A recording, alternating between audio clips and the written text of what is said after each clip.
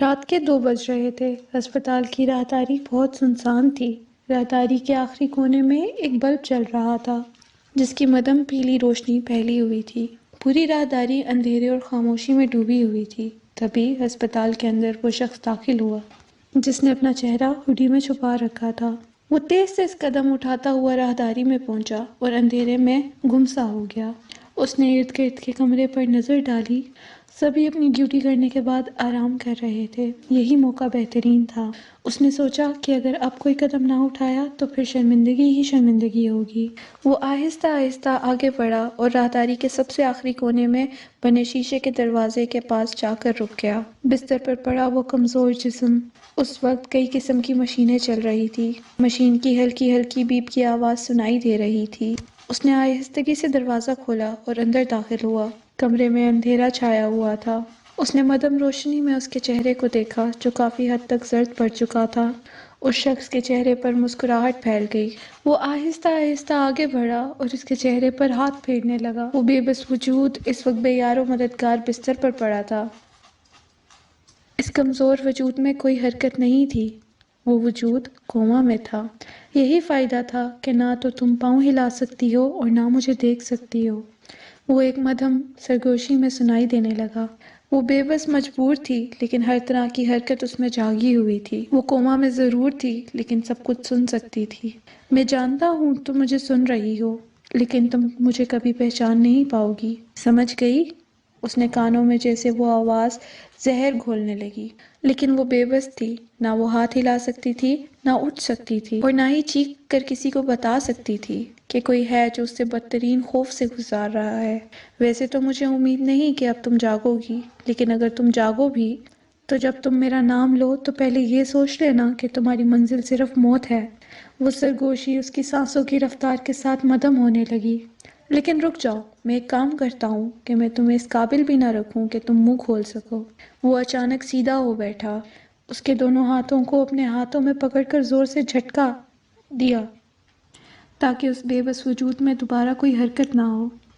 Bye bye sweet heart, یہ کہہ کر اس نے ہاتھ ہلایا، اس کے چہرے پر جھک کر ایک شرارت کی اور پھر مسکراتے ہوئے آگے بڑھ کر مشینوں کے ساتھ چھیڑ چھاڑی کرنے لگا۔ مشینوں کی آواز زور پکڑنے ہی لگی تھی کہ اسی وقت شیشے کے دروازے کھلنے کی آواز آئی جو کہ راہداری کی مین انٹرنس کے پاس تھے۔ وہ فوراً چوکنا ہو گیا۔ کمرے کی تاریکی میں مزید اضافہ ہو گیا۔ اس نے اپنے موبائل کی ٹارچ بند کر دی تھی اور قدموں کی آواز سن کر کمرے کے اندھیرے حصے میں چھپ گیا جہاں پردے لگے ہوئے تھے۔ نرس شیشے کا دروازہ کھول کر اندر آئی۔ او مائی گاڈ، اس کے منہ سے بے ساختہ نکلا اور وہ دوڑتے ہوئے مشینوں کے پاس آئی۔ یہ کیسے ہو گیا؟ اسے کچھ سمجھ نہیں آیا، لیکن اس نے سب کچھ پہلے کی طرح نارمل کر دیا کیونکہ مریض کی سانس بہت تیزی سے اوپر نیچے ہو رہی تھی۔ قسمت اچھی ہے تمہاری، اس بار بھی بچ گئی، لیکن یاد رکھو اگلی بار نہیں بچو گی، وہ شخص بڑبڑایا۔ نرس اب کمرے سے نکل کر واپس آ چکی تھی اور وہ وجود ایک بار پھر مشین کے سہارے سانس لینے لگا۔ وہ شخص اس کے قریب آیا اور ایک زہر بھری مسکراہٹ چہرے پر سجائے اس کی طرف دیکھا۔ اب جلد تمہاری زندگی ختم ہو جائے گی اور تم اگلے جہاں میں مجھ سے ملو گی۔ وہ سر جھٹک کر آگے بڑھ گیا۔ شیشے کا دروازہ کھلنے کی آواز آئی اور اندھیرے کمرے میں سانس لیتے وجود کی اونٹیوں میں جنبش سی ہوئی تھی۔ اس نے پوری کوشش کی تھی کہ وہ اس بار آنکھیں کھول لے، لیکن شاید اس کی یہ ہمت بھی ناکام ہونے والی تھی۔ ہائے ہائے، کیا ہو رہا ہے؟ وہ اس وقت چھت پر سوکھے کپڑے تار سے اتار رہی تھی کہ اچانک اس کی خالہ جان نے اس کو آواز دی۔ جی خالہ جان، آ رہی ہوں۔ وہ چھت کی ریلنگ سے جھک کر نیچے لان میں کھڑی خالہ جان سے بولی تو انہوں نے اپنا سر پکڑ لیا۔ بیٹی جلدی نیچے آؤ۔ وہ کپڑے وہیں چھوڑ کر نیچے آ گئی۔ سیڑھیاں تیزی سے اترتے ہوئے اس کی سانس پھولی ہوئی تھی۔ جی خالہ جان۔ اس نے فوراً اپنے چہرے سے پسینہ صاف کیا اور پوچھا، تمہیں نہیں پتا بیٹی، زاہد آج واپس آ رہا ہے؟ اس کا کمرہ ویسے تو صاف ہے لیکن الماری میں نادیہ صفائی کرنا بھول گئی ہے۔ تم ایک کام کرو، جا کر اس کی الماری بالکل صاف کر دو۔ یہ سن کر وہ مسکرائی۔ کوئی بات نہیں خالہ جان، آپ گھبرائیں مت، میں ابھی کر دوں گی۔ یہ کہہ کر وہ زاہد انصاری کے کمرے کی طرف چل دی جو پورے 3 دن بعد رات کو گھر آ رہا تھا۔ اذان کی آواز فضاؤں میں گھلنے لگی تھی۔ سورج کی کرنیں نارنجی ہو کر دیواروں پر لپٹتے ہوئے الوداع کہہ رہی تھی۔ وہ زاہد انصاری کے کمرے میں آئی تو کھڑکی کھلی ہوئی تھی۔ اس نے اندر آ کر کھڑکی بند کی۔ کمرے میں ہلکا سا اندھیرا چھا گیا۔ اس نے ایک نظر کمرے پر ڈالی۔ بندہ اتنا بھی ڈسپلن نہ ہو کہ کمرہ بالکل ہائی الرٹ کے منظر جیسا لگے۔ اپنی بات پر وہ خود بھی مسکرائی اور الماری کی طرف کھڑی ہو گئی۔ الماری سے کپڑوں کا ایک طوفان نیچے گر گیا۔ یہ نادیہ بھی کتنی کام چور ہے۔ اس نے سر جھٹکا اور نیچے گرے ہوئے سارے کپڑے اٹھا کر تہہ لگانے لگی۔ یہ کمرہ ویسے اگر نادیہ صاف نہ بھی کرتی تو ویسے ہی چمکتا رہتا۔ زاہد انصاری کو اپنا ہر کام کرنے کی عادت تھی۔ وہ کمرہ ایسے چمکاتا کہ کسی کو صاف کرنے کی ضرورت ہی نہ پڑتی۔ اس کا مطلب یہ نہیں تھا کہ وہ خود جھاڑو پوچھا کرتا تھا، بلکہ یہ کہ اس کا کمرہ ہر وقت سیٹ رہتا تھا، کبھی بھی کسی کو بھی گندا نہیں ملتا تھا۔ اور یہ سوچ کر اس کے ہونٹوں پر مسکراہٹ آ گئی۔ اس نے الماری میں جلدی جلدی سارے کپڑے ترتیب سے رکھے اور نیچے والے حصے کی طرف گئی۔ یہ کیا ہے؟ کچھ کھردری سی چیز؟ یہ سوچتے سوچتے اس نے جھک کر نیچے دیکھا تو وہاں ایک ڈائری رکھی ہوئی تھی جس پر چمڑے کا کور لگا تھا۔ اوہ، تو یہ ہٹلر صاحب ڈائری بھی لکھتے ہیں؟ وہ ہنسی روک کر کہنے لگی، پھر سیدھی کھینچ کر باہر نکال لی جس پر دھول کی کئی تہہ جمع تھیں۔ چلو جی، افسر وقت کا یہی کام ہے، راز تو کھلتے ہیں۔ کیا پتہ بظاہر ہٹلر نظر آنے والا اپنے دل میں کسی ملکہ کو بٹھائے ہوئے ہو۔ یہ سوچ کر وہ اٹھ کھڑی ہوئی اور آرام سے بیٹھ کر ڈائری کا پہلا صفحہ کھول کر پڑھنے لگی کہ اچانک کمرے کا دروازہ کھلا اور وہ اچانک سیدھی ہو گئی۔ ڈائری اس کے ہاتھ سے چھوٹ کر زمین پر گری۔ وہ ٹکی ٹکی نظروں سے سامنے دروازے کی طرف دیکھنے لگی۔ جہاں زاہد انصاری اندر آیا اسے دیکھ کر پہلے تو بہت حیران ہوا اور پھر جیسے اس کی نظریں ڈائری پر پڑی تو اس نے خونخوار نظروں سے سینے پر ہاتھ لپیٹ کر اس کو دیکھا۔ کیا کر رہی ہو تم یہاں؟ زاہد انصاری کی گرجدار آواز سن کر وہ شرم سے تو چھوٹ گئی۔ ماری گئی، آج تو یہ ہٹلر مجھے کچا چبا جائے گا، اس نے بڑبڑاتے ہوئے کہا اور گھبرا کر اپنا دوپٹہ اپنی انگلیوں میں پھنسا کر اس کی طرف دیکھا۔ میں پوچھ رہا ہوں کیا کر رہی تھی تم؟ بتاؤ کیا کر رہی تھی تم میرے کمرے میں؟ اس کی آواز ہتھوڑوں کی طرح ہینا بی بی کے سر پر برس رہی تھی۔ وہ صفائی کر رہی تھی الماری کی۔ وہ چند قدم آگے آیا اور اس کی آنکھوں میں آنکھیں ڈال کر پوچھا، کس کی اجازت سے؟ وہ خالہ جان نے کہا تھا، اس نے فوراً وجہ دی۔ اچھا، تو کیا انہوں نے یہ بھی کہا تھا کہ کسی کی بھی ڈائری اٹھا کر پڑھنا شروع کر دو اور پرسنل چیزوں کو بھی ہاتھ لگانا؟ ہینا بی بی نے فوراً نفی میں سر ہلایا۔ میں پڑھ نہیں رہی تھی، وہ ڈائری الماری سے گر گئی تھی۔ او اچھا، کہ یعنی کہ ڈائری کے پاؤں بن گئے تھے۔ وہ الماری میں کچھ قدم چلی اور پھر فوراً دڑم سے گر کے اس نے خودکشی کر لی، یہی کہنا چاہ رہی ہو نا تم؟ وہ اس کے گرد گھوم کر اسے غصے سے دیکھتے ہوئے پوچھنے لگا۔ اس کی آنکھوں میں آنسو بھرنے لگے۔ نہیں، میں نے وضاحت کی، الماری میں ڈائری تھی، وہ ہچکچاتے ہوئے بتانے لگی۔ او اچھا، تو جب تم نے دیکھ لیا تھا کہ ڈائری ہے تو اسے واپس نہیں رکھ سکتی تھی؟ وہ غصے سے دھاڑا۔ وہ اچھل کر پیچھے ہوئی اور دیوار کی طرف جانے لگی۔ آنکھوں میں سے آنسو موتیوں کی طرح ٹوٹ کر گر رہے تھے۔ سوری، اس نے فوراً کہا اور جانے کے لیے قدم بڑھائے۔ وہ جانے ہی لگی تھی کہ زاہد انصاری نے ہاتھ سے اسے روک لیا۔ اٹھاؤ ڈائری اور واپس اسی جگہ رکھو جہاں سے نکالی تھی۔ یہ سن کر ہینا بی بی نے بجلی کی رفتار سے ڈائری اٹھائی اور تیزی سے تجوری میں ڈال دی۔ تالا لگا دو اسے۔ ہینا بی بی نے چالاکی سے تالا لگایا اور فوراً چابی اس کے ہاتھ میں پکڑا دی۔ جیسے ہی وہ دوڑنے لگی، زاہد انصاری نے ایک بار پھر اپنی بھاری بھرکم آواز میں اسے وہیں رکنے کو کہا۔ اس کا سانس سینے میں اٹک گیا۔ وہ چند قدم چل کے اس کے قریب آیا۔ ہینا بی بی نے نظریں جھکا لی۔ میرے کمرے میں جو بھی میری اجازت کے بغیر داخل ہوتا ہے اس کو سزا ملتی ہے۔ ہینا بی بی، تمہیں بھی سزا ملے گی۔ ابھی جاؤ اور کاغذ پر 100 دفعہ لکھ کر لاؤ کہ آئندہ میں کبھی آپ کی تجوری کو ہاتھ نہیں لگاؤں گی۔ آخر وہ طاقت کیا تھی؟ اسے کوئی نام نہیں دے سکا۔ ہینا بی بی کے قدم لڑکھڑا رہے تھے۔ زاہد انصاری کے کمرے سے باہر نکلتے ہی اس کے کانوں میں اب بھی اس کی سنجیدہ آواز گونج رہی تھی۔ اس نے ایک گہری سانس لی اور آنکھوں کے کنارے سے نمی جھلکنے لگی۔ اس نے جھٹ سے ان آنسوؤں کو صاف کرنے کی کوشش کی اور جلدی سے اپنے کمرے کی طرف بڑھنے لگی۔ تبھی کونے سے مڑتے ہی اچانک ایک لمبے قد والے شخص سے دروازے پر وہ ٹکرا گئی۔ اس شخص نے ہلکی نیلی رنگ کی شرٹ پہنی ہوئی تھی، ہلکی داڑھی تھی اور ہاتھ میں موبائل تھا۔ یہ حارث بھائی تھا جو ہینا بی بی اور زاہد انصاری کی پھپھو جان کا بیٹا تھا۔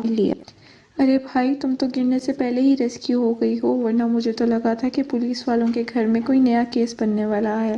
ہنا بی بی نے جلدی سے خود کو اس سے الگ کیا اور اپنا چہرہ دوسری طرف کر لیا تاکہ آنکھوں کے آنسو چھپ جائیں۔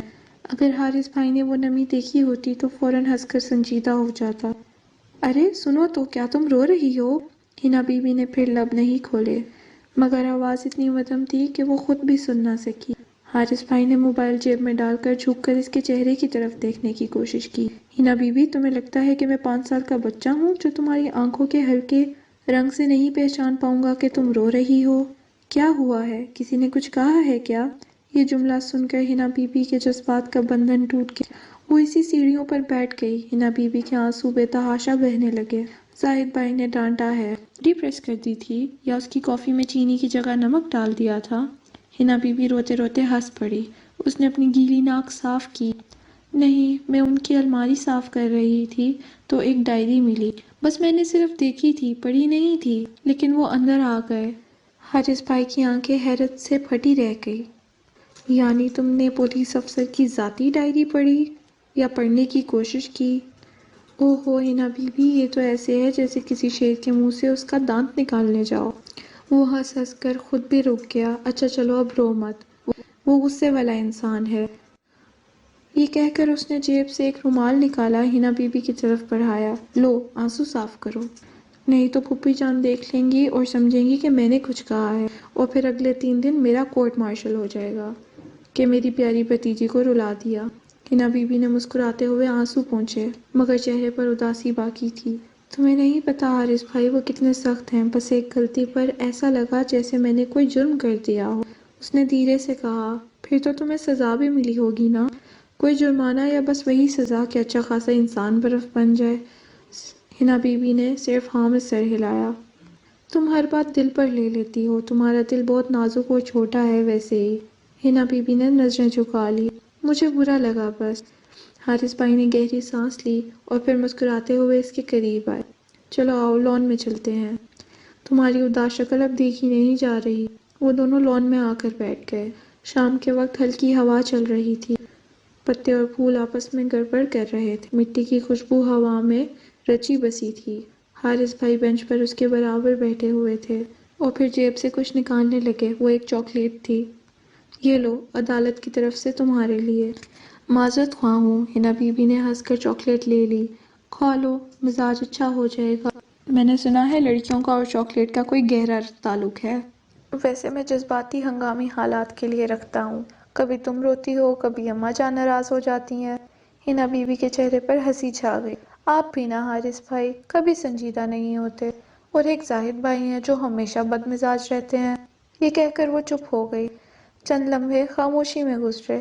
ہوا نے ہنا بی بی کے بال اس کے چہرے پر بکھیر دیے۔ حارث بھائی نے غور سے اسے دیکھا مگر کچھ نہ کہا۔ ہنا بی بی نے ایک ہلکی سی آہ بھری اور چاکلیٹ کھول کر ایک چھوٹا سا ٹکڑا اپنے منہ میں رکھا۔ یہ بہت میٹھی ہے، آپ کھائیں گے؟ اس نے چاکلیٹ حارث بھائی کی طرف بڑھائی۔ حارث بھائی نے ہنس کر وہ ٹکڑا اس کے ہاتھ سے لے لیا تو دونوں کی انگلیاں آپس میں مل گئیں۔ میں نے کہا تھا نا، چاکلیٹ ہر درد کا علاج ہے، خاص طور پر پولیس والے سے ڈانٹ کھانے کے بعد۔ وہ دونوں ہنس پڑے اور کچھ لمحوں کے لیے شام کے اندھیرا ہلکا سا روشن ہونے لگا، جیسے ہوا میں چاکلیٹ کی خوشبو ہو۔ ہنا بی بی کے دل پر ایک سکون چھا گیا تھا، دکھ آہستہ آہستہ گھلنے لگا تھا۔ یہ ویکنڈ کا دن تھا۔ انصاری ولا میں جیسے کوئی میلہ لگا ہوا تھا۔ پورا گھر مچھلی بازار جیسا منظر پیش کر رہا تھا۔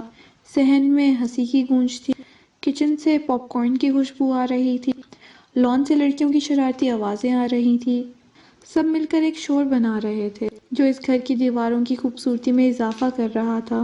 ہنا بی بی ہاتھ میں چپس کا بڑا پیکٹ لے کر بیچ میں کھڑی تھی، چہرے پر ایک شرارتی مسکراہٹ بکھری ہوئی تھی۔ سنو سنو، سب لوگ سنو، خوش قسمتی سے آج وہ ہٹلر کا جانشین گھر پر نہیں آیا، ایک اہم میٹنگ کے سلسلے میں اسلام آباد گیا ہوا ہے۔ وہ زور سے بولی تو سارے کزنز ہنسنے لگے۔ یعنی آج رات ہم کھل کر ویکنڈ پر سانس لے سکیں گے۔ یہ ناصر تھا، ہنا بی بی کا تایا زاد اور زاہد انصاری کا چھوٹا بھائی۔ جی بالکل، آج رات کوئی بورنگ گپ شپ نہیں ہوگی، آج مووی نائٹ ہے، گھر میں ہی سینما لگے گا۔ ہنا بی بی کی خبر سنتے ہی سب اچھل پڑے۔ ہرے! یہ سن کر ٹی وی لاؤنج کی طرف سب دوڑ پڑے۔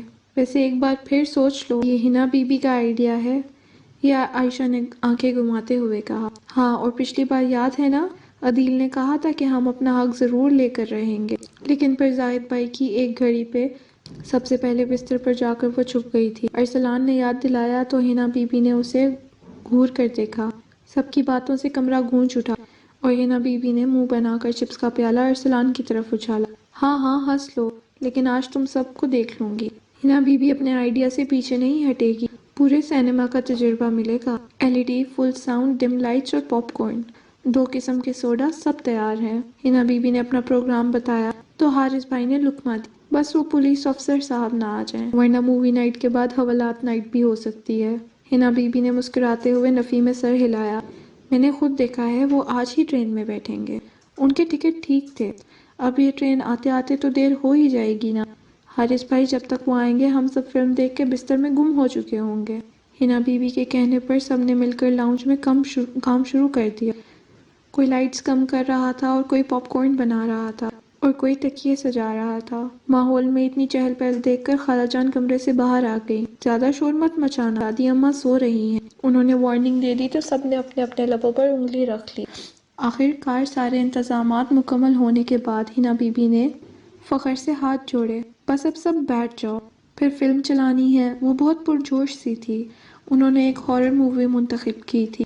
عدیل نے ریموٹ اٹھا کر LED آن کی، مگر اسکرین پر ایک کالی لائن کے بعد سب کچھ بلینک نظر آنے لگا۔ ارے یہ کیا؟ شاید تار نکل گئی ہے۔ نہیں یار، LED ہی خراب لگ رہی ہے۔ مختلف آوازیں سنائی دینے لگی۔ کچھ ہی لمحوں میں جوش بھرا ماحول اداسی میں بدل گیا تھا۔ سب کے چہرے اداس ہو گئے تھے سوائے حنا بی بی کے۔ اس کے دماغ میں کچھ اور ہی سوچ چل رہی تھی، وہ ادھر ادھر گھوم رہی۔ حنا بی بی نے ہاتھ اپنی کمر پر رکھے اور پھر ایک گہری سانس لی۔ 1 منٹ، سب خاموش ہو جاؤ۔ جب ہمارے پاس زاہد بھائی کا کمرہ ہے تو گھبرانے کی کیا بات ہے؟ ان کے پاس تو بڑا پروجیکٹر بھی ہے۔ سب حیرت سے اسے دیکھنے لگے۔ حارث بھائی نے کہا، تمہارا دماغ خراب ہو گیا ہے، اگر انہوں نے دیکھ لیا تو؟ حنا بی بی نے انگلی اپنے ہونٹوں پر رکھی اور کہا، نہیں حارث بھائی، وہ یہاں نہیں آ سکتے اتنی جلدی، اور نہیں، جب تک ہم نہ بتائیں پتہ بھی نہیں چلے گا۔ لیکن عائشہ کی بات مکمل کرنے سے پہلے ہی حنا بی بی نے اسے روک لیا۔ کوئی لیکن نہیں، چلو آؤ سب میرے ساتھ۔ حنا بی بی نے اشارہ کیا تو سب کزنز دبے پاؤں چلنے لگے، جیسے کسی خفیہ مشن پر جا رہے ہوں۔ وہ سب زاہد انصاری کے کمرے کی طرف بڑھنے لگے۔ کمرے کا دروازہ لاک نہیں تھا۔ حنا بی بی نے فخر سے سب کی طرف دیکھا۔ یہ ہوئی نا بات، یہی ہے اصل سینما۔ اس کا کمرہ صاف ستھرا اور ترتیب سے سجا ہوا تھا۔ حنا بی بی بس دعا کر رہی تھی کہ یہ حرکت آخری حرکت نہ بن جائے۔ حنا بی بی نے سنسناتے ہوئے ہنستے ہوئے پروجیکٹر آن کیا۔ لو جی، اب تو مزہ آ جائے گا۔ وہ سب فرش پر بیٹھ گئے، پاپ کارن کا پیالہ ہاتھوں میں پکڑے، لائٹس بند کی اور پھر مووی دیکھنے لگے۔ اسی شور شرابے میں حنا بی بی سب سے آگے قالین پر بیٹھی تھی۔ سامنے اسکرین پر پوری توجہ کے ساتھ ادھر ارد گرد دیکھا۔ واہ کیا مووی بنائی ہے، وہ پورے دل سے دیکھ رہی تھی۔ اسی لمحے دروازہ آہستہ سے کھلا اور زاہد انصاری اندر آیا۔ اس کے چہرے پر حیرانی کے ساتھ ساتھ وہ مخصوص سنجیدگی تھی جو اس کی شخصیت کی خاص بات۔ پورا کمرہ اندھیرے میں تھا۔ آہٹ پر سب کزنز نے اسے دیکھ لیا۔ ارسلان نے دبی آواز میں کچھ کہنا چاہا، لیکن زاہد انصاری نے منہ پر انگلی رکھی اور اس کو خاموش رہنے کو کہا۔ دھیرے دھیرے سب پیچھے مڑ کر دیکھنے لگے اور ایک ایک کر کے سب زاہد انصاری کے اشارے پر جانے لگے۔ یہ سب کچھ اتنی رازداری سے ہوا کہ حنا کو پتہ بھی نہ چل سکا۔ کوئی پاپ کارن لے کر بھاگ گیا، کوئی تکیہ اٹھا کر راہداری میں غائب ہو گیا۔ چند لمحوں میں کمرے میں صرف حنا رہ گئی تھی۔ حنا کو کچھ خبر نہیں تھی کہ سب کزنز نے اس کے ساتھ دھوکہ کیا ہے۔ وہ اب بھی فلم میں گم، آنکھیں کھلی ہوئی تھی اور وہ سانس روکے بیٹھی تھی۔ وہ لوگوں پر معصوم حیرت کر رہی تھی۔ ہائے، اب دیکھو یہ مرنے والی ہے، اب یہ لڑکی روئے گی۔ اس نے کمنٹری کی تو زاہد انصاری خاموشی سے اس کے پیچھے آیا اور اس کے برابر آ کر بیٹھ گیا۔ حنا نے عائشہ سمجھ کر بغیر دیکھے اس کے ہاتھ پکڑ لیا۔ یار، ڈر لگ رہا ہے۔ یہ سین تو بڑا سسپنس والا ہے۔ اس کی نظریں اسکرین پر ہی جمی ہوئی تھی۔ پھر وہ تھوڑی دیر رکی اور زاہد کا ہاتھ دبا دیا۔ ویسے عائشہ، تم ویکس نہیں کرتی کیا؟ مردانہ ہاتھ ہیں تمہارے۔ زاہد انصاری نے اپنی مسکراہٹ چھپائی اور ایک گہری سانس بھری۔ تمہیں کیا لگتا ہے، مجھے ویکس کرنی چاہیے؟ حنا نے پہلے ہونکتے ہوئے کہا، ہاں نا، تھوڑا خیال رکھا کرو۔ پھر جملہ ادھورا رہ گیا۔ اس کا منہ کھل گیا۔ اس نے گردن آہستہ آہستہ موڑی۔ سامنے وہی زاہد تھا، سیاہ ٹی شرٹ پہنے، بازو فولڈ کیے ہوئے، چہرے پر دبی ہوئی مسکراہٹ اور آنکھوں میں شرارت کی چمک لیے ہوئے۔ ہنا کے چہرے کی مسکراہٹ اور رنگ اچانک بدل گیا۔ آپ یہاں؟ ہاں، یہ میرا ہی کمرہ ہے، یاد ہے یا بھول گئی ہو؟ زاہد انصاری نے طنز سے کہا تو ہنا اچانک کھڑی ہو گئی۔ لیکن سب تو یہاں تھے، عائشہ اور زاہد۔ ہنا کی زبان خوف سے لڑکھڑا گئی۔ زاہد نے صوفے کی طرف اشارہ کیا۔ سب جا چکے ہیں، تمہاری بہادری دیکھنے کا شوق کسی کو بھی نہیں تھا۔ میں سب صفائی کر دیتی ہوں، بس ابھی۔ اس نے پھرتی سے ہاتھ میں پکڑے ہوئے پیالے کو نیچے رکھا اور نگاہیں چرا کر کمرے میں صفائی کرنے لگی۔ پہلے گناہ کھیلنا پھر صفائی کا ڈرامہ، کیا کہنے ہیں آپ کے ہنا بی بی؟ ہنا نے نظریں جھکا لی۔ میں نے سوچا جب بور ہو رہے تھے تو تھوڑا سا زاہد کی آواز بلند ہو گئی۔ یہ میرا کمرہ ہے ہنا، تمہارے کھیلنے کی جگہ نہیں ہے۔ اگر تمہیں فلم دیکھنے کا شوق ہے تو نیچے لاؤنج میں، صحن میں، آنگن میں، کہیں بھی دیکھ لو۔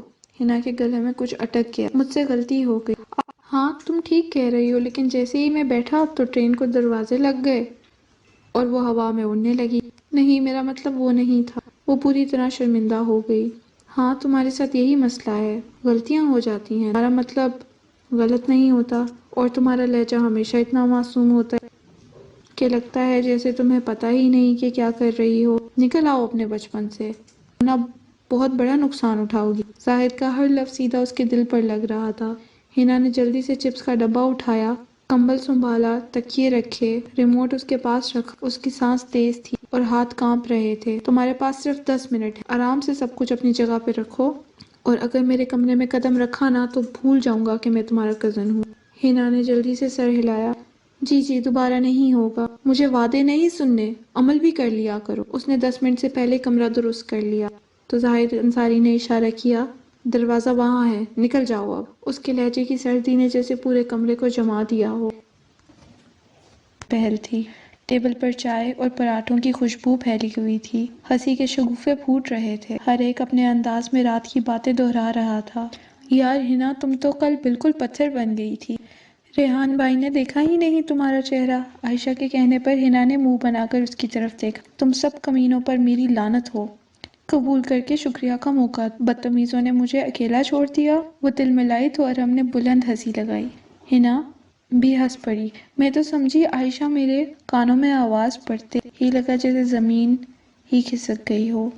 اس نے ایک جھرجھری سی لی۔ پھر جس تیزی سے تم نے کمرہ صاف کیا، میں نے اپنی زندگی میں کسی نوکر کو اتنا پھرتی دکھاتے ہوئے نہیں دیکھا۔ ہنا کی بات سن کر عائشہ ہنس پڑی۔ زاہد انصاری وہی چالاک لڑکا خاموشی سے اخبار پھیلا کر چائے پی رہا تھا، لیکن اس کے کان ہر لفظ سن رہے تھے۔ اس کا چہرہ پتھر بنا ہوا تھا، بے تاثر تھا۔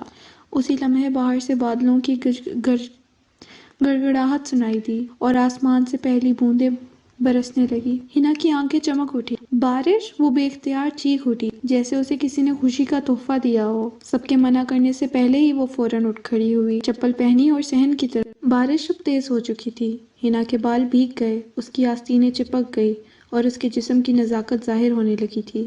وہ دونوں ہاتھ پھیلا کر آسمان کی طرف دیکھ رہی تھی۔ کتنی خوبصورت خوشبو ہے مٹی کی۔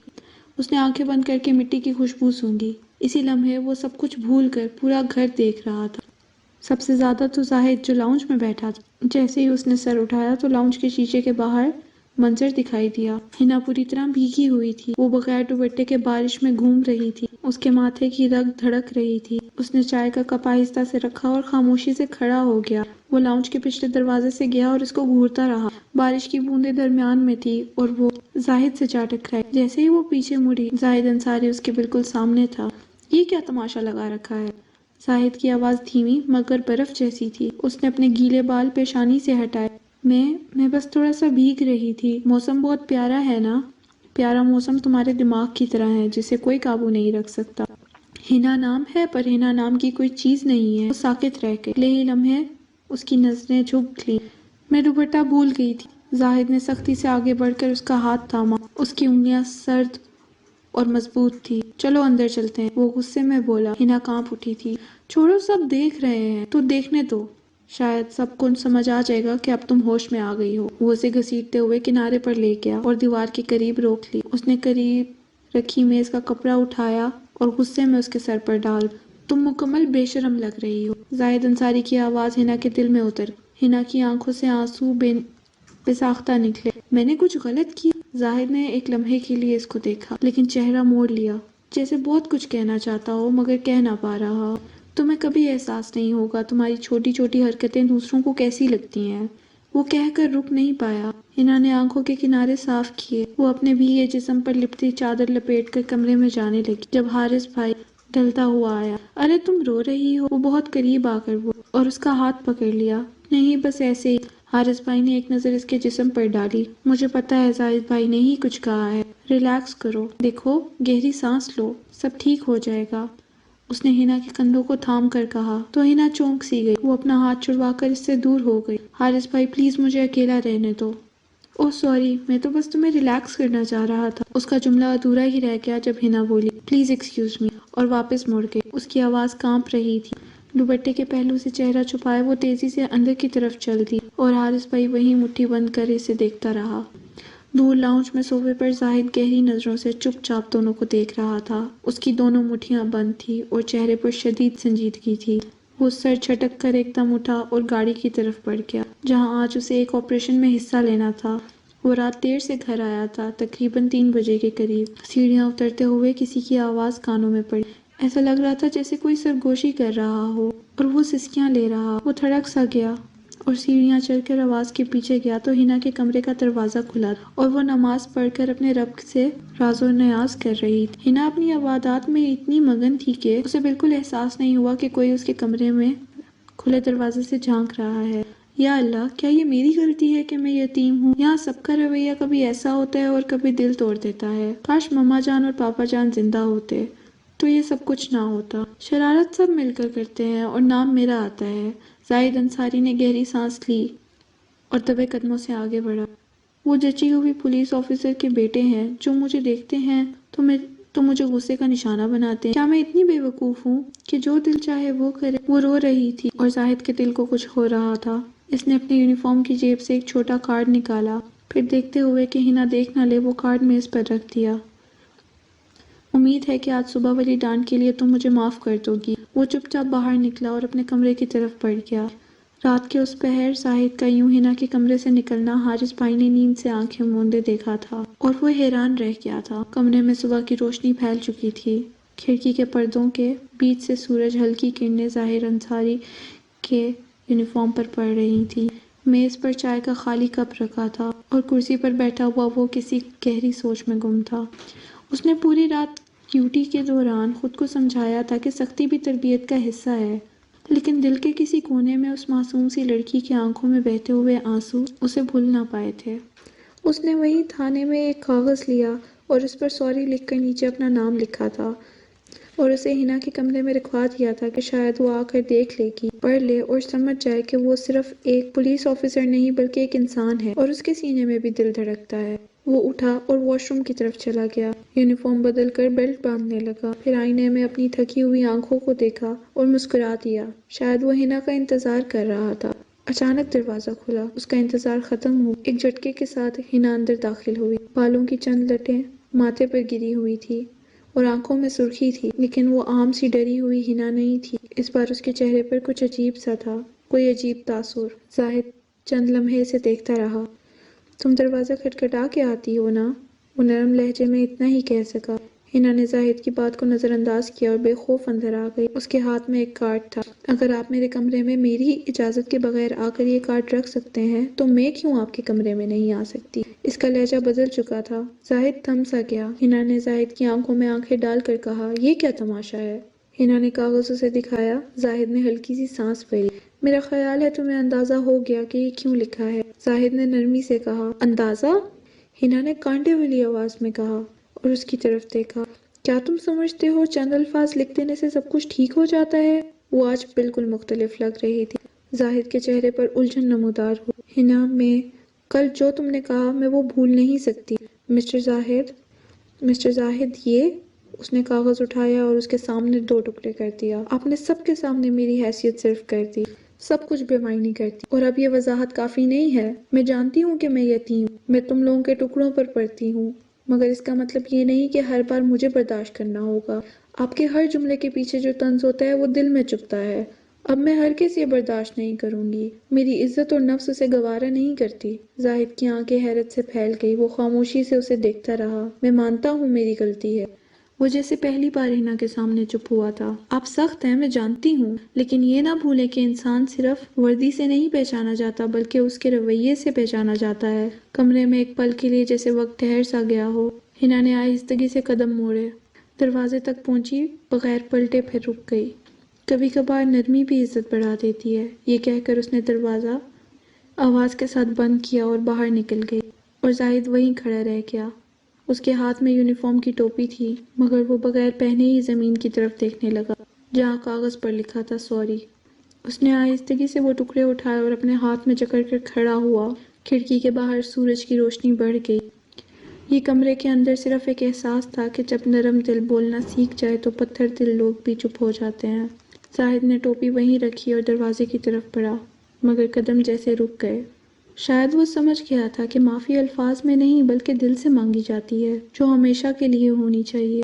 وہ سر ہلا کر رہ گیا۔ جیسے ہی ہنا قریب پہنچی تو سامنے حارث بھائی کھڑا تھا۔ اس کے ہاتھ میں چائے کا کپ تھا اور چہرے پر ایک پرمسکراہٹ تھی۔ جیسے وہ ہنا کے قریب آیا، زوردار انداز میں تالی بجائی۔ واہ! حارث بھائی نے جوشیلے لہجے میں اسے دیکھ کر کہا، کیا بات ہے شیرنی، آخر آج تم نے وہ کر دیا جو پورے گھر میں کوئی نہ کر سکا۔ ہنا ایک دم دنگ رہ گئی، حیرت سے آنکھیں اٹھائی مگر کچھ کہہ نہ سکی۔ کیا باتیں کی تم نے یار، میں تو حیران رہ گیا، اتنا دبنگ انداز۔ واہ زاہد بھائی، آج پتہ چلا کہ ہر کوئی ان کی سختیوں کے نیچے دبنے والا نہیں۔ ہنا نے ہلکی سی نظر گھمائی۔ کیا آپ ہماری باتیں سن رہے تھے حارث بھائی نے انکار میں سر ہلایا تو ہنا نے گہرا سانس بھرا۔ میں نے کوئی کارنامہ نہیں کیا حارث۔ ارے کارنامہ نہیں، تم نے تو انہیں ان کی ہمیشہ دوسروں پر حکم چلانے والوں نے اپنی اصل طاقت دکھائی۔ آج پہلی بار وہ لاجواب ہو گئے، مزہ آ گیا۔ یقین کرو ہنا کہ لوگوں پر تبسم بکھر گیا۔ یعنی تم نے سب کچھ سنا؟ حارث بھائی نے مسکراتے ہوئے کان کھجاتے ہوئے کہا۔ وہ جانتی تھی کہ حارث بھائی نے سب سنا اور ان کے لہجے میں مذاق، مگر دل میں وہ منظر ابھی تازہ تھا جب زاہد کے چہرے پر خاموش غصہ تھا اور اس کے دل سے ایک بوجھ ہلکا ہوا تھا۔ وہ حارث بھائی کی طرف مڑی اور سینے پر بازو لپیٹے۔ کچھ باتیں جیتنے کے لیے نہیں کی جاتی حارث بھائی، بس کہہ دینا ضروری ہوتی ہیں، ورنہ دل گھٹنے لگتا ہے۔ حارث بھائی ہنسا۔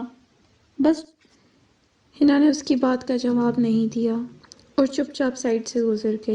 حارث بھائی نے کندھے اٹھائے۔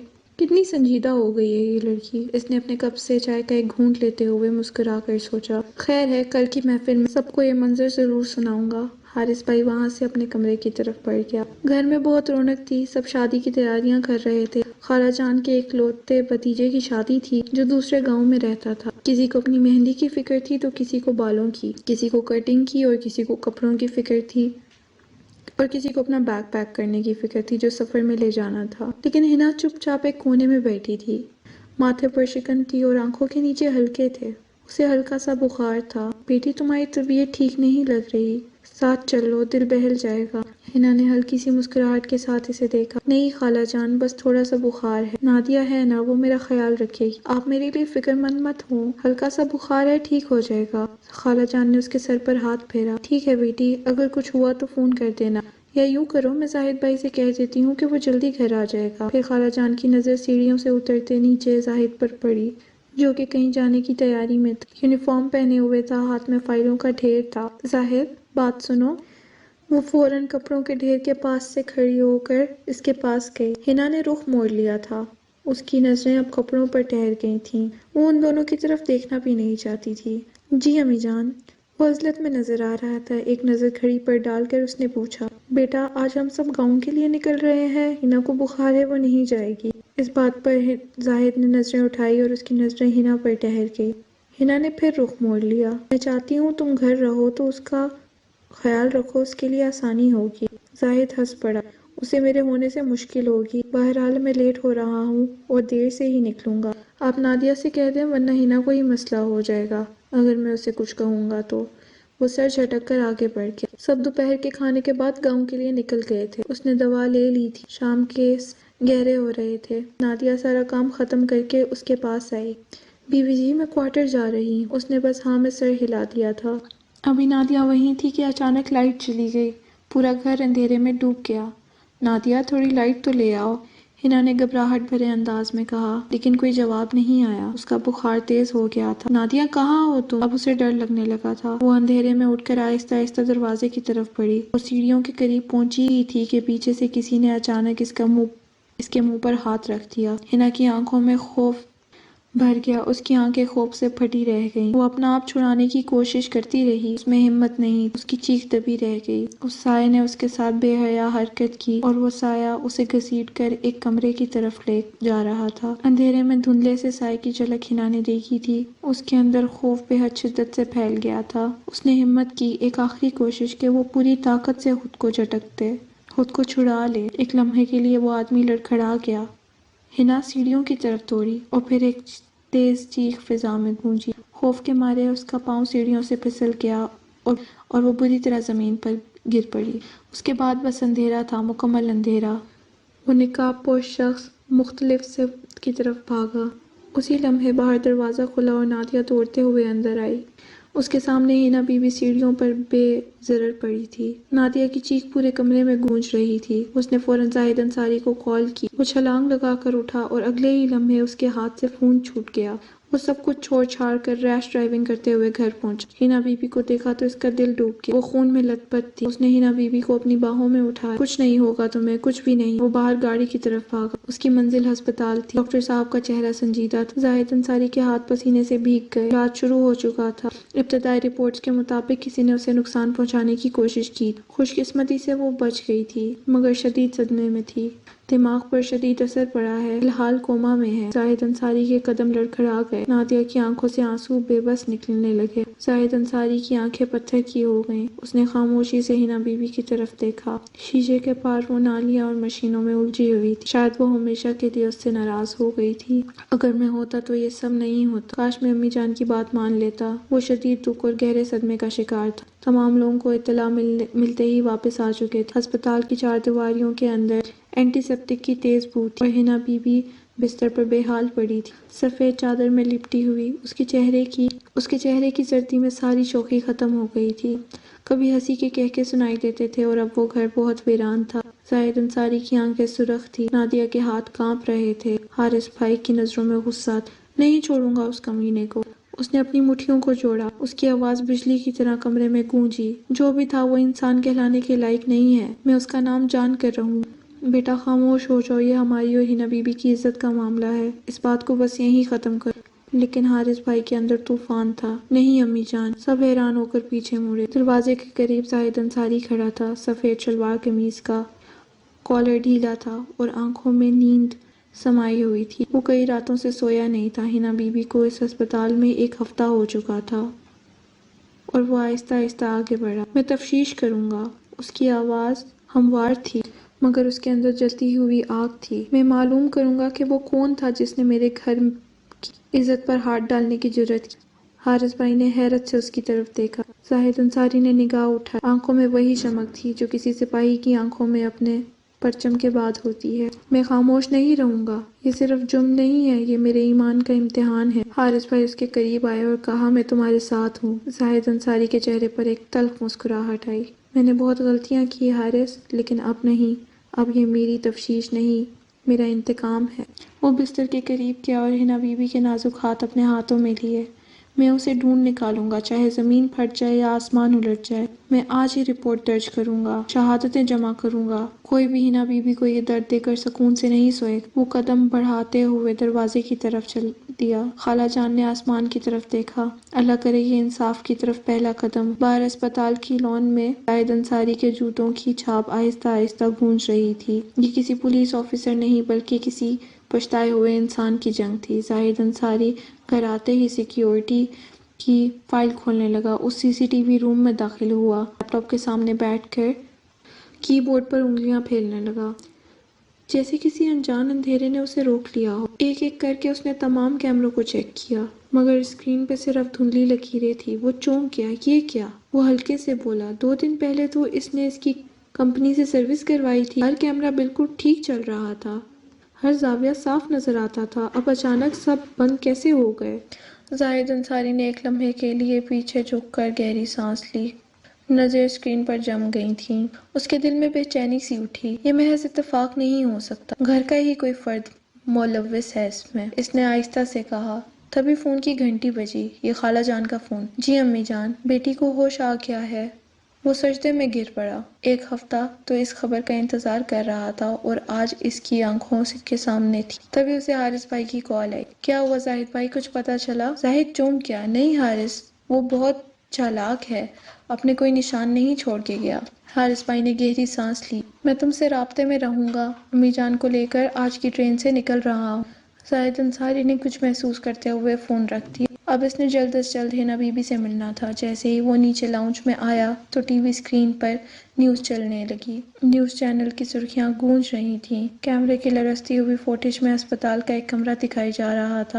ذرائع کے مطابق ہسپتال میں موجود لڑکی کے حوالے سے تفتیش جاری ہے۔ تمام شہود اس بات کی تصدیق نہیں کرتے کہ اس کے ساتھ زیادتی ہوئی ہے یا نہیں ہوئی۔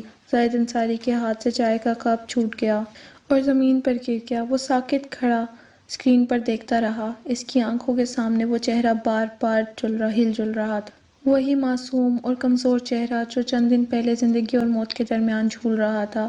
خالہ جان، اچانک پیچھے سے آواز آئی۔ امی جان دروازے پر کھڑی تھی، چہرے پر غصے کی لکیریں تھیں، آنکھوں میں تھکن اور مایوسی تھی۔ میں نے تمہیں منع کیا تھا کہ اس معاملے سے دور رہو، مگر تم نے نہیں سنی۔ تم نے میری بات نہیں سنی۔ اب پورے شہر میں یہ بات پھیل چکی ہے۔ حنا بی بی پوری طرح بدنام ہو گئی۔ اب کون اس سے شادی کرے گا؟ تم نے اس کی زندگی کیوں مشکل بنا دی؟ زاہد انصاری خاموش کھڑا رہا۔ اس کے ہونٹوں پر کوئی رد و عمل نہیں تھا، مگر دل کے اندر طوفان اٹھ رہا تھا۔ تم جانتے ہو یہ خاندان کی عزت کا مسئلہ ہے۔ تمہارے ابو جان کو پتہ چلا تو میں ضرور اس سے شادی کروں گا۔ خالہ جان کا چہرہ زرد پڑ گیا۔ کیا کہا تم نے؟ زاہد انصاری نے نظریں اٹھا کر کہا، میں اس سے شادی کروں گا، ابھی اسی وقت۔ خالہ جان کے ہاتھ کانپنے لگے۔ زاہد، تم ہوش میں ہو؟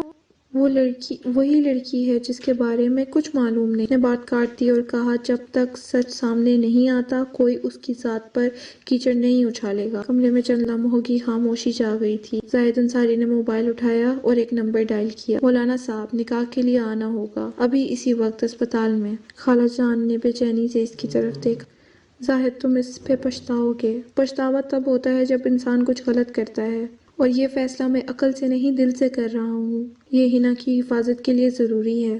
چند گھنٹوں بعد رات کے اندھیرے میں نکاح کی رسم پوری ہوئی۔ چند گھنٹوں بعد رات کی خاموشی میں نکاح کی رسم مکمل ہوئی۔ حنا بی بی تو جیسے زندگی سے کٹ گئی تھی۔ قبول ہے، حنا بی بی کے لہجے سے نکلا، لیکن روح تک اس کی لڑ گئی تھی۔ کل جس شخص سے وہ ڈرتی تھی، آج وہ اس کی ہمت بن کر اسے قبول کر رہا تھا۔ زاہد انصاری نے دستخط کیے اور لمبے عرصے کے لیے نگاہ اس کے چہرے پر ڈالی۔ وہ مطمئن تھی یا بیزار، وہ اندازہ نہیں لگا سکا۔ دن گزرتے گئے، تفتیش کا سلسلہ جاری رہا۔ زاہد انصاری پولیس اسٹیشن، ہسپتال اور لیبارٹریز کے درمیان بھاگتا رہا، اور حنا بی بی وہ جیسے زندگی سے کٹ چکی تھی، بولتی نہیں تھی، ہنستی نہیں تھی، دن رات کمرے میں بند رہتی تھی اور خلا کو اگولتی رہتی تھی۔ زاہد انصاری کا صبر جواب دے گیا تھا۔ اس نے حنا بی بی کا ہاتھ تھاما اور اسے کمرے میں لے کر آیا۔ آج سے میں اس نئے رشتے کا آغاز کرتا ہوں۔ حنا بی بی کے ہاتھ کانپنے لگے اور آنکھوں میں خوف تھا۔ موم بتیوں کی ہلکی روشنی کمرے میں پھیلی ہوئی تھی۔ حنا بی بی کا دل دھڑکنے لگا۔ زاہد انصاری کے چہرے پر نرمی آ گئی۔ وہ قریب آیا۔ تم واپس آ گئی ہو، یہی کافی ہے، باقی سب ٹھیک ہو جائے گا۔ اس نے اس کا چہرہ ہاتھوں میں پکڑا تو حنا بی بی نے اپنی آنکھیں بند کر لی۔ زاہد انصاری نے آہستہ سے اس کے ماتھے پر لب رکھے اور پھر شدت سے گلے لگا لیا، پھر اسے لے کر بیڈ پر آیا۔ وہ ابھی بھی کانپ رہی تھی۔ میں جانتا ہوں تم نے کچھ دیکھا ہے، اس رات کچھ ایسا جو تم بتانا نہیں چاہتی، مگر تمہیں مجھ پر یقین ہے نا؟ حنا بی بی خاموش تھی، پھر حنا بی بی نے نظریں جھکا لی۔ مجھے بس ایک چیز یاد ہے۔ زاہد انصاری کی سانس رک۔ کیا؟ اس کے ہاتھ میں ایک انگوٹھی تھی۔ جو بھی وہ تھا، اس نے جب میرے منہ پہ ہاتھ رکھا تو اس کی انگوٹھی مجھے محسوس ہوئی تھی۔ اس نے مدھم لہجے میں کہا۔ ڈیزائن تھوڑا منفرد تھا اور بیچ میں چوکور سا ایک ہیرا جڑا ہوا تھا۔ زاہد انصاری کی دل کی دھڑکن جیسے رک گئی۔ اس نے کوشش کی کہ جذبات چھپ جائیں اور کچھ بے ساختہ نہ پوچھ لیا جائے۔ یہی اس کی عادت ہے۔ اس نے ہسپتال میں بھی میرا نام لیا تھا۔ حنا بی بی کی آواز ٹوٹ گئی۔ اور کہا تھا کہ کسی سے بھی کچھ کہا تو وہ مجھے مار دے گا۔ او میرے خدا! وہ رو پڑی تھی، اس کے ہونٹ کانپ رہے تھے۔ زاہد انصاری نے فوراً اسے سنبھال لیا۔ بس اب کچھ نہیں کہنا، اب تم محفوظ ہو۔ وہ اس کا سر اپنی گود میں رکھے اسے تحفظ کا احساس دلانے لگا۔ کچھ دیر بعد ہی ہنا بی بی تھکن سے نیند میں چلی گئی تھی۔ اس کے بال سلاتا رہا اور وہ بندھن مضبوط ہوتا گیا۔ زاہد انصاری دیر تک اس کے معصوم چہرے کو دیکھتا رہا، پھر اس کا سر تکیے پر رکھ کر آرام دلایا، لائٹ بند کی اور آہستہ سے اٹھا۔ وہ دبے پاؤں چلتا ہوا اپنے میز تک کے دراز کھولی اور اندر سے ایک چھوٹا سا عملی ڈبہ نکالا۔ ڈبہ کھولا اور اندر وہی انگوٹھی تھی، چاندی کی بنی ہوئی، نکیلے ڈیزائن والی، اور درمیان میں ایک مربع تھا، ہیرا۔ زاہد انصاری کے ہاتھ سے ڈبہ چھوٹتے چھوٹتے بچا۔ چند لمحے وہ اسے گھورتا رہا، جیسے یقین اور انکار کے بیچ پھنس گیا ہو۔ یہ تو وہ زور سے لب بڑبڑائے لیکن الفاظ حلق میں اٹک گئے۔ دماغ میں ہنا بی بی کی آواز گونج، اگر کسی نے میرا نام لیا تو تم بچ نہیں پاؤ گی۔ وہ شدت سے مسکرائی۔ صبح کی پہلی کرن کھڑکی کے پردوں سے جھانک کر کمرے میں پھیل گئی۔ ہوا میں ہلکی سی خوشبو گھلی ہوئی تھی۔ اس نے آنکھیں کھولی تو سامنے زاہد انصاری کھڑا تھا، سیاہ شلوار قمیض میں، سنجیدہ مگر نرم مسکراہٹ کے ساتھ۔ اس نے ہنا بی بی کو دیکھا۔ اٹھو ہنا بی بی، آج تمہیں تیار ہونا ہے۔ ہنا بی بی نے حیرانی سے اس کی طرف دیکھا۔ اس کی آواز میں الجھن تھی۔ کہاں؟ کچھ نہ کہا، صرف دراز کھولی اور ایک ہلکے گلابی رنگ کا سوٹ نکال کر بیڈ پر رکھ دیا۔ یہ پہنو، میں باہر انتظار کر رہا ہوں۔ ہنا بی بی نے سوٹ کو چھوا۔ اس کے دل میں ایک لہر اٹھی، لیکن وہ چپ چاپ تیار ہونے لگی۔ اس نے بال کھولے اور ہلکا سا میک اپ کیا، دوپٹہ کندھے پر رکھا۔ جب وہ باہر نکلی تو زاہد انصاری لاؤنج کے پاس کھڑا تھا۔ اس کے ہاتھ میں گاڑی کی چابی تھی۔ وہ چند لمحوں تک اسے تکتا رہا، پھر مدھم سی مسکراہٹ اس کے ہونٹوں پر آئی اور وہ آگے بڑھا۔ بس یہی مسکراہٹ چاہیے تھی جو تمہارے چہرے سے کہیں کھو گئی تھی۔ ہنا بی بی کے چہرے پر لمحے بھر کے لیے ایک رنگ سا آ گیا اور وہ جھجک گئی۔ کہاں جا رہے ہیں ہم؟ اس نے آہستہ سے پوچھا۔ زاہد انصاری نے جواب دینے کے بجائے قدم آگے بڑھایا۔ اس نے اپنا دوپٹہ سیدھا کیا اور اسے اپنے قریب کیا، پھر شرما کر بولا، تم آرام سے رہو، میں سنبھال لوں گا۔ اس کی آواز میں نرمی تھی اور ہمت کا سمندر بھی تھا۔ ہنا بی بی خاموشی سے سر ہلا گئی۔ زاہد انصاری نے دروازہ کھولا اور دونوں باہر نکلے۔ گاڑی کے شیشوں کے باہر روشنی چمک رہی تھی۔ سڑک کے دونوں طرف نیم کے درخت کھڑے تھے۔ ہنا بی بی نے کئی بار لب کھولے اور آخرکار پوچھ ہی لیا، ہم کہاں جا رہے ہیں؟ واپس آ سکتے ہیں؟ زاہد انصاری نے نظریں اس پر مذکور رکھی۔ نہیں، ہسپتال نہیں۔ وہ ایک بار خاموش ہو گیا۔ ہنا بی بی نے آہستہ سے سر جھٹک لیا۔ زاہد انصاری گاڑی میں اس کا ہاتھ تھامے ہوا تھا۔ گاڑی شہر کے شور سے نکل کر ایک کھلی سڑک پر آ رکی۔ سامنے ایئرپورٹ کا بورڈ چمک رہا تھا۔ ہنا بی بی نے حیرت سے زاہد انصاری کی طرف دیکھا۔ ہم ایئرپورٹ جا رہے ہیں؟ زاہد انصاری نے چہرے پر ہلکی سی مسکراہٹ پھوٹی۔ جی بالکل۔ لیکن زاہد انصاری نے کہا، لیکن نہیں، میں جانتا ہوں تمہیں خوف، مگر اب تمہیں کسی بھی چیز سے ڈرنے کی ضرورت نہیں ہے، بس مجھ پر بھروسہ رکھو۔ ان کی فلائٹ مختصر تھی۔ ہنا بی بی کو فلائٹ میں بھی نرمی سے اپنے ساتھ ہونے کا احساس دلاتا رہا۔ جہاز سے اترنے کے بعد سامنے لکھا ہوا شہر کا نام چمک رہا تھا۔ ہنا بی بی نے قدم بڑھایا، مگر ہر قدم کے ساتھ اس کے دل کے اندر کچھ ڈوبتا ہوا محسوس ہوا۔ یہ تو پھوپھو جان کا گھر ہے، اس نے کہا تو زاہد انصاری نے سر ہلایا۔ میں تمہیں پھوپھو جان کے گھر لایا ہوں۔ اس نے پلٹ کر ہنا بی بی کی طرف دیکھا، تاکہ تم اپنے مجرم کو پہچان سکو۔ ہنا بی بی خوف سے کانپنے لگی۔ زاہد انصاری نے آگے بڑھ کر اسے کندھوں سے پکڑا۔ اس نے شادی میں جانے کے لیے مجھ سے انگوٹھی مانگی تھی کہ بھائی یہ دے دو، یہ بہت اچھی ہے، میں تمہیں واپس کر دوں۔ میں انکار نہیں کر سکا، مجھے نہیں پتا تھا کہ وہ یہ انگوٹھی میرے خلاف استعمال ہوگی۔ شاید تم نے مجھے کبھی اتنا غور سے نہیں دیکھا ہنا بی بی، اگر تم جان پاتی تو جس رات تم نے مجھے قصوروار ٹھہرایا تھا، لیکن قسمت کو کچھ اور ہی منظور تھا۔ ہنا بی بی نے کپکپاتے ہوئے لبوں سے حارث بھائی کا نام لیا۔ وہ چند قدم آگے بڑھا۔ میں تمہیں محافظ سمجھتی تھی، تمہارے سامنے دل کی باتیں رکھتی تھی، تمہیں دوست جانا، تم نے میری ہی عزت پر ہاتھ مارا۔ انسپکٹر صاحب، اس کو گرفتار کریے۔ سن کر حارث بھائی غصے میں پیچھے ہٹا۔ ہنا بی بی نے پولیس کا ہاتھ پکڑ انسپکٹر سے ہتھکڑیاں لے کر اس کے ہاتھ میں پہنا دی۔ اسے سخت سے سخت سزا ملنی چاہیے۔ یہ میرا بیٹا ضرور ہے، لیکن اب یہ مجرم بھی ہے جس نے میری یتیم بھتیجی پر بری نظر ڈالی۔ حارث بھائی کو پولیس لے گئی تھی۔ زاہد انصاری نے ہنا بی بی کا ہاتھ تھاما ہوا تھا، اسے لے کر باہر نکل آیا۔ اس کی آنکھیں سرخ ہو گئی تھیں۔ زاہد انصاری نے اسے رونے دیا۔ گاڑی ایک بار پھر نامعلوم منزل کی طرف بڑھ گئی۔ سورج غروب ہونے کو تھا۔ نیلا سے سمندر کی لہروں پر سنہری روشنی تیزی سے پڑ رہی۔ زاہد انصاری نے گاڑی روکی اور ہنا بی بی کی طرف دیکھا۔ اس کی آنکھوں میں نمی تھی، لیکن وہ نمی اب دکھ کی نمی نہیں تھی، سکون۔ حارث کو گرفتار ہوئے چند گھنٹے گزر چکے تھے، ہر جھوٹ ہر سازش بے نقاب ہو چکی تھی۔ چلو یہاں بیٹھتے ہیں۔ اس نے ہنا بی بی کا ہاتھ تھاما۔ ہنا بی بی خاموشی سے اس کے ساتھ ریت پر بیٹھ گئی، سمندر کی لہریں جیسے اس کے ارد گرد کوئی نغمہ بکھیر رہی تھی۔ زاہد انصاری نے ایک لمحے کے لیے نظر جھکائی۔ جانتی ہو ہنا بی بی، تمہیں برا لگتا تھا جب میں تم پر سختی کرتا تھا، لیکن میں مجبور تھا۔ میں چاہتا تھا تم اپنے ارد گرد کے لوگوں کو پہچانو، تمہارے اندر یہ ہمت کہ کوئی تمہیں کمزور نہ سمجھ سکے۔ ہنا بی بی نے پلکیں جھپکائیں جیسے وہ ابھی بھی یقین نہ کر پا رہی ہو کہ سب ختم ہو چکا ہے۔ تمہیں سب پتا تھا حارث کے بارے میں، تم سب جانتے تھے۔ اس نے نفی میں سر ہلایا، چہرے پر تکلیف اور سکون دونوں ایک ساتھ۔ حارث سے میں واقف نہیں تھا، پر اس دن جان گیا جس دن گھر کے کیمرے چیک کیے تھے جو کہ خراب تھے، حالانکہ میں نے ان کی سروس کروائی تھی۔ تب سے مجھے یقین، اور جب تم نے انگوٹھی کا ذکر کیا تو اور یقین ہو گیا۔ وہی انگوٹھی جو میرے دراز میں تھی، اس نے سب کچھ کھول کر رکھ دیا۔ ہنا بی بی نے سر جھکا لی اور ریت میں انگلیاں پھیرنے لگی۔ میں اسے مجرم سمجھ چکا تھا۔ زاہد انصاری نے آگے بڑھ کر اس کے کندھے پر ہاتھ رکھا۔ کبھی کبھی حقیقت جاننے سے پہلے ہمیں اندھیرے سے گزرنا پڑتا ہے۔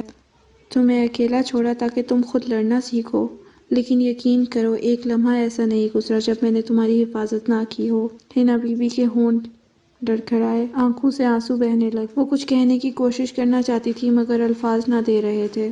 زاہد انصاری نے نرمی سے اس کا چہرہ اوپر اٹھایا۔ اب سب ختم ہو گیا ہے، اب کوئی سایہ تمہیں نہیں ڈرا سکتا۔ اسی لمحے ہنا بی بی نے جیسے اپنی سارے خوف، تھکن، اپنی خاموشی ایک لمحے میں زاہد انصاری کے حوالے کر دی ہو۔ وہ بے اختیار زاہد انصاری کے سینے سے لپٹ گئی۔ زاہد انصاری نے آنکھیں بند کر لی، اس کے بال سہلانے لگا۔ سمندر کی ہوا ان دونوں کے ارد گرد سے گزر رہی تھی، جیسے فضا میں اس وقت کا احترام کر لیا ہو۔ بس تم سلامت رہو، یہی میرا سکون ہے ہنا۔